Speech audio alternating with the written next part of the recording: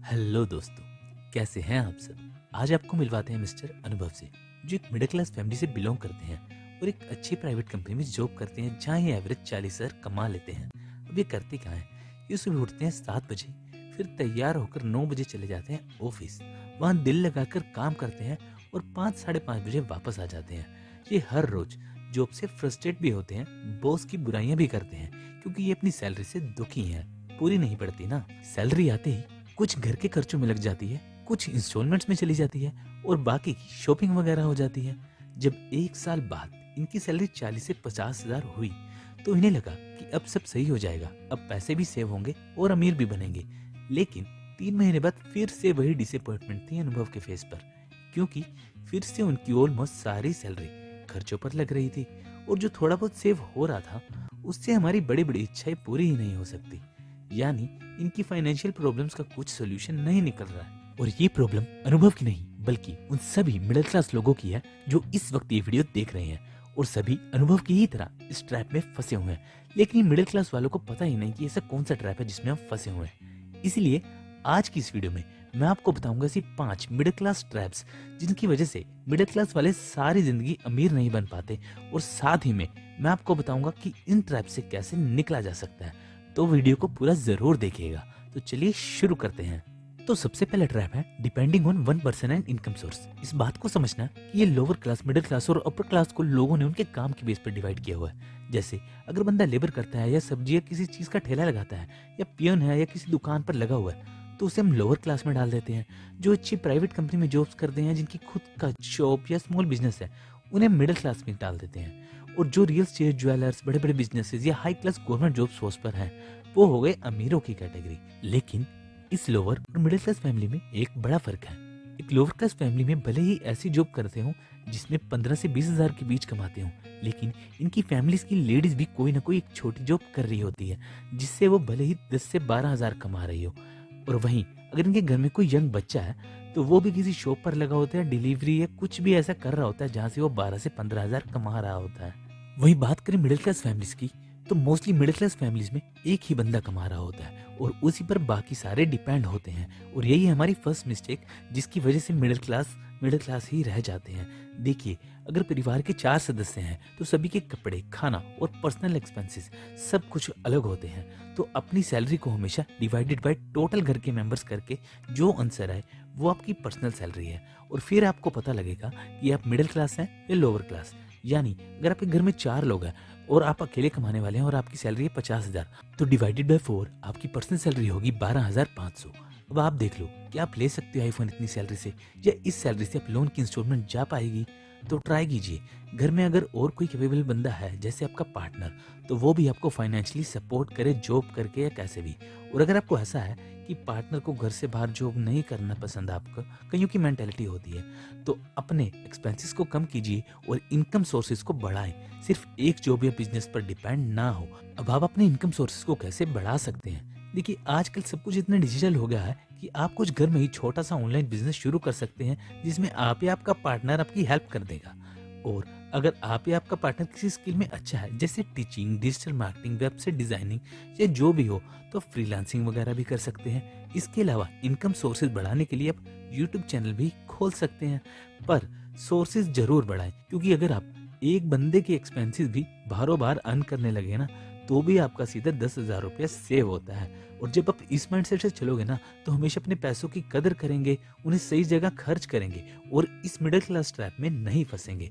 तो हमारी दूसरी मिस्टेक है डिजायर्स एंड एक्सपेंसेस। देखिए, लोअर क्लास वालों को पता है कि वो लोअर क्लास में आते हैं, इसलिए वो फालतू खर्च नहीं करते। पर मिडिल क्लास वालों को ना रिच क्लास में जाने की बहुत आग होती है, और अमीर होने की आग नहीं बल्कि अमीरों की तरह दिखने की आग होती है, जिससे इनकी सारी सैलरी बढ़ती बाद में है और उससे पहले इनके डिजायर्स बढ़ जाते हैं। एक मिडिल क्लास वाले बंदे की एवरेज 35,000 से ऊपर सैलरी होती है, पर उसका फ्रेंड सर्कल भी ऐसा ही होता है और फिर उसके डिजायर्स भी ऐसे ही होते हैं कि उसे भी आईफोन लेना है, एसी लगवाना है, बुलेट लेनी है, कार लेनी है, घर लेना है। और ये सब करना क्यों है? क्योंकि हमें भी स्टेटस में हाई दिखना है और रिश्तेदारी में शो ऑफ करना है, जबकि ये सभी लायबिलिटीज होती हैं। यानी ये चीजें लॉन्ग टर्म में आपकी जेब से पैसे निकालेंगी। जैसे आपने कार या एसी ले लिया, अब आप उसकी हर 3-4 महीने बाद सर्विस भी कराओगे, कार में पेट्रोल भी ज़्यादा लगेगा, एसी से इलेक्ट्रिसिटी बिल भी ज़्यादा आएगा मंथली। तो ये क्या हो रहा है, ये हर मंथ अब आपकी पॉकेट से एक्स्ट्रा पैसे निकल रहे हैं इन चीज़ों के लिए। अब जो सैलरी बढ़ी थी ना, वो तो सारी इनकी मेंटेनेंस में ही चली गई और आप फाइनेंशियली उतने ही वीक रह गए जितने आप पहले थे। और यही अनुभव की प्रॉब्लम भी थी। वहीं लोअर क्लास वालों को ये दिखावे से कोई मतलब नहीं, वो अपने एक्सपेंसेस हमेशा लिमिट में ही रखते हैं। फ़ोन नॉर्मल एंड्रॉयड को चला रहे होते हैं, आईफोन वगैरह का उन्हें कोई शौक नहीं, और घर में एक टू व्हीलर होगा। वहीं हमारे घरों में टू व्हीलर्स भी 2 से 3 मिलेंगे। इसके बावजूद हमने कार भी लेनी है, इसकी पार्टी भी करनी है, आईफोन लिया है, इसकी पार्टी भी करनी है। देखा जाए ये सभी भी तो एक्सपेंसेस ही हैं। इन शॉर्ट, ये है हमारी दूसरी मिस्टेक कि हम अपने एक्सपेंसेस खुद बढ़ाते हैं जस्ट फॉर लोगों को दिखाने के लिए, जबकि बिना उस चीज के भी काम चल रहा होता है आपका। थोड़ा छोटा फोन भी ले सकते हैं पर नहीं लेते, आपको टू व्हीलर से भी काम चल रहा होता है पर नहीं कार लेनी है। इसीलिए हम मिडिल क्लास वाले हमेशा अपनी जॉब को कोसते रहते हैं। अच्छा, मिडिल क्लास वाले ने कार या घर लिया तो मोस्टली केसेस में लोन या फिर कहीं की इंस्टॉलमेंट में ही लेते हैं, और यही है हमारी third mistake, loans and instalment. अभी थोड़े ही दिन पहले मेरे नेबर में एक अंकल ने अपने लड़के की शादी की। मैं भी गया था और भी पड़ोसी आए हुए थे, और यही दोनों साइड्स के मिलाकर 250-300 बंदे थे। वेन्यू और खाना दोनों ही बढ़िया थे, और मैं तो ये सोच रहा था कि अंकल की तो ग्रोसरी शॉप है गली में, पर फिर भी अंकल ने बहुत ही बढ़िया पैलेस में शादी कर ली। काफ़ी अच्छी सेविंग्स की होगी लगता है। लेकिन शादी के कुछ दिन बाद पता लगा कि उन्होंने 6 से 7 लाख की तो सेविंग्स थी उनके पास, ऊपर से फिर उन्होंने 3 लाख का लोन भी करवाया शादी के लिए। अब देखिए कैसे मिडिल क्लास पीपल अपने 1 साल की कमाई एक दिन में लगा देते हैं, और उसके बावजूद लोन की इंस्टॉलमेंट एंड इंटरेस्ट अलग से, जस्ट बिकॉज कि आपको लोगों को दिखाना है। इसलिए कहते हैं सबसे बड़ा रोग क्या कहेंगे लोग। अब देखिए, क्या ये इतना ज़रूरी था कि आपको अपनी 3 से 4 साल की सेविंग बस लोगों को दिखाने के लिए लगा दी, और ऊपर से आने वाले 2 साल की सेविंग को भी ख़त्म कर दिया लोन लेकर, और अब उसकी इंस्टॉलमेंट भी देनी है, वो अलग। हमारे देश में कहते हैं कि शादी में 2 लोग नहीं बल्कि 2 परिवार एक होते हैं। तो क्या ये दोनों परिवार आपस में बैठकर इस चीज़ का सोल्यूशन नहीं कर सकते? मैंने ये नहीं कहूँगा कि आप बिल्कुल भी सेलिब्रेशन मत करो, आप करो, पर क्या इससे कम में काम नहीं चल सकता? चलो लोन तो ठीक है, पर लोन के ऊपर जो इंटरेस्ट लगाते हैं ना बैंक वाले, वो बहुत दुखता है यार। फॉर एग्जाम्पल, अगर आप 10 लाख का होम लोन लेते हो किसी भी बैंक से, नॉर्मली सभी बैंक्स का इंटरेस्ट 8.5% होता है, लेकिन करते करते 11% पड़ जाता है। खैर, हम ऑन एन एवरेज 9% भी ले लें तो भी इसे 20 साल में देने के लिए ना आपको अप्रोक्सीमेटली 21 लाख देने पड़ेंगे, मतलब डबल से भी ज़्यादा। हम मिडिल क्लास वाले सिर्फ अपने इमोशंस या डिजायर्स की सुनते हैं, दिमाग की नहीं। लेकिन मेरा एक पर्सनल व्यू है कि लोन्स और इंस्टॉलमेंट से ना बहुत इनसिक्योरिटी और फियर भी आता है लाइफ में। मान लीजिए अपने घर या कार ले ली लोन पर, उसकी इंस्टॉलमेंट शुरू हो गई। अब अगर आप जॉब करते हैं ना, तो आप बन जाएंगे उस जॉब में। आपको हमेशा डर रहेगा कि इंस्टॉलमेंट देनी है, कहीं जॉब ना चली जाए, और चली गई तो सेम या अच्छे पैकेज पर कहाँ से मिलेगी, है ना। इस डर से कभी हम खुलकर इंक्रीमेंट नहीं ले पाते, और ना ही उस फ्रीडम से जॉब कर पाते हैं। और कहीं आपकी एचआर या बॉस को भी पता लग गया कि आपने अच्छा लोन ले रखा है, और वो भी आपसे फिर एक्स्ट्रा काम करवाते हैं, और फिर यही फियर की वजह से हमें बॉस की सुननी भी पड़ती है और पहले से ज़्यादा घिसानी पड़ती है। तो जहाँ तक हो सके वहाँ पैसा सेव करें, अपनी शादी में फालतू एक्सपेंसेस ना करके, और शादी के लिए लोन तो बिल्कुल भी ना लें। दूसरा, कोई भी बड़ा लोन लेने से पहले एक बार सारा कैलकुलेशन कर ले। बल्कि मैं तो कहूँगा कि अपने पैसे वहाँ इन्वेस्ट करें जहाँ पर आपको लोन का 9 से 10% इंटरेस्ट देने की बजाय आपको 9 से 10% इंटरेस्ट आए। हाँ जी, और अगर आप ये जानना चाहते हैं कि कैसे आप ये कर सकते हैं, तो आप हमारी एक वीडियो देख सकते हैं जिसका नाम है assets that can make you rich. उस वीडियो का लिंक आपको डिस्क्रिप्शन में मिल जाएगा, और उस वीडियो को आप इस वीडियो के बाद जाकर देख लेना। लेकिन मैं आपको ये भी बता दूं कि लोन लेकर भी अमीर बना जा सकता है, और यही नहीं बल्कि डबल स्पीड से अमीर बना जा सकता है, लेकिन सिर्फ तभी जब आपको पता हो इसे कैसे यूज करना है। इस कंसेप्ट को कहते हैं लेवरेजिंग, जिसका फायदा नॉर्मली रिच लोग उठाते हैं। और अगर इसके बारे में भी आपको जानना है तो इस वीडियो का लिंक भी आपको डिस्क्रिप्शन में मिल जाएगा, पर देखना इस वीडियो के बाद जाकर। और ये थी हमारी मिडिल क्लास की तीसरी गलती। अच्छा, तो आपको ये वीडियो अगर अभी तक अच्छी लगी है तो वीडियो को लाइक और चैनल को सब्सक्राइब जरूर कर दें, ताकि मेरी और भी वीडियोस की नोटिफिकेशन आपको आती रहे। अब आते हैं हमारे अगले मिडिल क्लास ट्रैप पर। जिसका नाम है over valued education. Economic times की एक रिपोर्ट बताती है कि हम इंडियंस अपने बच्चों की प्राइवेट स्कूल की 3 से 17 साल तक की एजुकेशन में ही एवरेज 30 लाख रुपए लगा देते हैं, जिसमें बुक्स भी आ गई, कोचिंग भी आ गई, ट्यूशन भी आ गई। इवन आजकल के अच्छे प्राइवेट स्कूल की एडमिशन फीस ही इतनी है कि आपकी एक मंथ की सैलरी लग जाती है। और ये सब करने के लिए पेरेंट्स को प्राइवेट स्कूल्स के लिए एडमिशन लेने के लिए ना लंबी लंबी लाइनों में सुबह 4-4 बजे लगना पड़ता है। और अभी तो मैंने college, IIT, IAS, UPSC coaching की तो बात की ही नहीं, जहाँ तो इससे डबल पैसे लगते हैं। ये तो सिर्फ हमने 17 साल तक के एक्सपेंसेस की बात की है, लेकिन इतना पैसे लगाने के बावजूद भी लाखों बच्चों को नौकरी नहीं मिल रही। और ये सब सिर्फ अभी मैंने एक बच्चे की एजुकेशन का एक्सपेंस बताया, जबकि मिडिल क्लास फैमिलीज में कम से कम 2 बच्चे तो आपको मिलते ही हैं। अब आजकल के प्राइवेट स्कूल्स की एडमिशन फीस ही आपकी सैलरी के बराबर हो तो क्या किया जाए। अब सभी पेरेंट्स चाहेंगे कि हमारे बच्चे बेस्ट स्कूल्स में ही पढ़ें, पर क्योंकि एजुकेशन के प्राइसेस बहुत बढ़ते जा रहे हैं, लेकिन पढ़ाने की क्वालिटी वहीं की वहीं है। एजुकेशन में मैं सिर्फ अपना पर्सनल सजेशन ही दे सकता हूँ, और वो शायद सबको अच्छा भी ना लगे। मैं तो सजेस्ट करूंगा कि आप अपने बच्चों को शुरू से एनालाइज करें कि उनमें क्या टैलेंट है।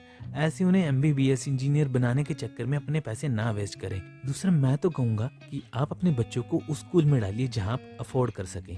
देखिए, अच्छी स्टडी के बाद भी अगर काफी सारे बच्चे अनएम्प्लॉयड है, तो मे भी हो सकता है कि उनका टैलेंट और कुछ हो, जो उन्होंने पढ़ा उसमें वो एवरेज हो पर टॉपर नहीं। इसी की वजह से क्या पता उन्हें जॉब ना मिल रही हो। देखिए, एक छोटा सा एग्जाम्पल देता हूँ। कुछ पॉपुलर यूट्यूबर्स हैं जैसे बीबी की वाइन्स, कैरी मिनाटी, सौरभ जोशी और भी बहुत से, जिनके पेरेंट्स ने शायद कभी ना सोचा हो कि ये इतने पैसे कमाएंगे, या उन्हें ये भी कहा हो कि ये क्या कर रहे हो, इन वीडियोस में क्या रखा है। लेकिन आज वही कहते होंगे कि शाबाश बेटा, और वीडियोस बनाओ। शायद ये सभी किसी भी जॉब में इतना ना कर पाते जितना आज ये यूट्यूब से कर रहे हैं। और ऐसे ही कुछ सिंगर्स, डांसर्स, वीडियो गेमर्स और भी हजार टैलेंट है। I know, as a parent आप हमेशा चाहेंगे कि बच्चों का भला ही हो, बट आप उनके टैलेंट को भी सपोर्ट करके उन्हें सक्सेसफुल बना सकते हैं लाइफ में। तो एजुकेशन को मीडियम प्रायोरिटी देते हुए बच्चों के दूसरे स्किल्स या टैलेंट्स भी देखें। हाँ, अगर आपका बच्चा पढ़ाई में शुरू से ही बहुत अच्छा है, बहुत ब्राइट है, तो फिर जरूर उसकी पढ़ाई पर पैसे लगाएं। लेकिन अगर नहीं है, तो फिर इस ट्रैप से जितना हो सके उतने पैसे सेव करें। बाकी इस पर गवर्नमेंट को भी काम करने की बहुत जरूरत है, क्योंकि अगर गवर्नमेंट स्कूल वाले सही हो गए ना, तो प्राइवेट वाले तो अपने आप ही लाइन पर आ जाएंगे। और एक और चीज जो मैं सभी पेरेंट्स को रिकमेंड करूंगा, वो ये है कि अगर आपको एजुकेशन देना ही है ना अपने बच्चों को, तो उन्हें फाइनेंशियल एजुकेशन दीजिए। उन्हें शुरू से ही सिखाएं कि बिजनेसेस कैसे डेवलप होते हैं, taxes and other investment assets जैसे स्टॉक मार्केट वगैरह कैसे काम करते हैं। इस एजुकेशन की बहुत कमी है हम बच्चों में, जिसकी वजह से वो सिर्फ जॉब में ही रह जाते हैं, जबकि अमीर लोगों के बच्चों को ये सब उनके घर पर ही सिखा दिया जाता है बचपन से ही। और हमारे बच्चों को ना तो कभी ऐसे एनवायरनमेंट मिलता है और ना ही कोई नॉलेज जिससे वो ये सब सीख सके। और यही है हमारा 5th ट्रैप, जिसमें हम मिडिल क्लास कभी बाहर नहीं निकल पाते और गरीब ही रह जाते हैं, जिसका नाम है लैक ऑफ फाइनेंशियल एजुकेशन। अब एक मिडिल क्लास आदमी के पास ना घर के खर्चे, इंस्टॉलमेंट्स, एजुकेशन, मेडिकल, सबके बाद जो पैसे बचते हैं ना, उससे भी हम कोई स्मार्ट डिसीजन नहीं लेते, बल्कि उसे भी या तो सेविंग अकाउंट में डाल देते हैं या एफडी में रख देते हैं, जहां सिर्फ 4 से 5% ही रिटर्न्स मिलते हैं। जबकि इन्फ्लेशन या फिर कहीं महंगाई 8% की स्पीड से बढ़ रही है हर साल। तो जो आपको इंटरेस्ट मिलना है उन पैसों पर, उसकी वैल्यू वहाँ पड़े पड़े सिर्फ कम ही हो रही है। और अगर आपको इन्फ्लेशन के बारे में नहीं पता ना, तो हमने उसके लिए अलग से वीडियो बनाई है, जिसमें हमने डिटेल में बताया कि इन्फ्लेशन क्या होती है और कैसे काम करती है। तो उस वीडियो का लिंक भी आपको डिस्क्रिप्शन में मिल जाएगा, जाके देख लेना। इसके अलावा हमारी कंट्री के टोटल टैक्स कलेक्शन में 80% मिडिल क्लास वाले ही कंट्रीब्यूट करते हैं, क्योंकि लोअर क्लास वालों को टैक्स लगता नहीं और अपर क्लास वालों के पास फाइनेंशियल एजुकेशन होती है, जिसकी वजह से वो अपने टैक्सेस सेव कर लेते हैं। इसलिए आप भी फाइनेंशियल एजुकेटेड बनिए, ताकि आप भी अच्छी टैक्स सेविंग कर सकें और अपने पैसों को सेव कर सकें और इस ट्रैप से बच सकें। तो ये थे वो 5 ट्रैप्स जिसमें एक मिडिल क्लास आदमी पूरी जिंदगी फंस कर रह जाता है। आई होप आपको चीजें अच्छे से समझ आई होंगी और आप भी आज से अपनी मनी को सही से स्पेंड करेंगे और हमारे चैनल को सब्सक्राइब भी करेंगे, ताकि आप फाइनेंशियली एजुकेटेड रह सकें। तो चैनल को सब्सक्राइब करना मत भूलना। मिलते हैं अगली वीडियो में, तब तक के लिए टाटा बाय बाय।